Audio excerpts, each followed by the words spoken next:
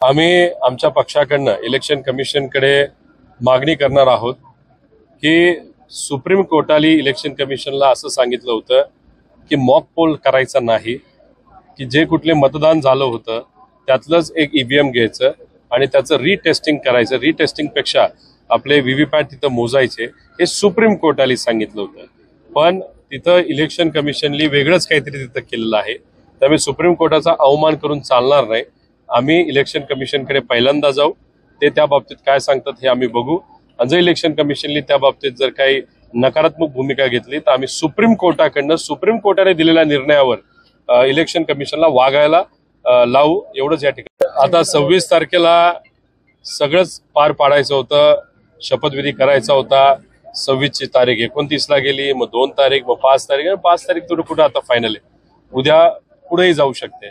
त्यामुळे 222 पेक्षा जास्त आमदार तुमचे निवडून आल्यानंतर सुद्धा तुम्हाला हे ठरवता येत नाही की मुख्यमंत्री कोण राहणार।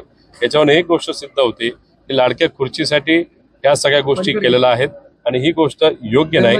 इथं असणारे लोक वाट बघत आहेत की कधी सरकार स्थापन होईल आणि दिलेले आश्वासनं त्या ठिकाणी पूर्ण होतील। त्यामुळे लग्न ठरलंय, नवरदेवांना मुलगी आवडली, मुलीला नवरदेव आवडलेला आहे आणि जेव्हा खऱ्या अर्थाने लग्नाचा दिवस येतो तेव्हा नवरदेव अडून बसतो की मला हुंडा पाहिजे, म्हणजे मला पद पाहिजे, असं कुठंतरी या सरकारची परिस्थिती झालेली आहे। लोक मात्र सभा मंडपात त्या ठिकाणी आलेले आहेत, वाट बघतायत की लग्न कधी होईल आणि तिथं आम्हाला सरकारकडनं योग्य असे निर्णय जे लोकांच्या हिताचे असतील असे कधी घेतले जातील। पण झालं असं की इथं फक्त नेते बांधतायत आणि सामान्य लोकांनी अख्खा महाराष्ट्र मात्र तमाशा बघतोय, अशी आजची परिस्थिती आहे।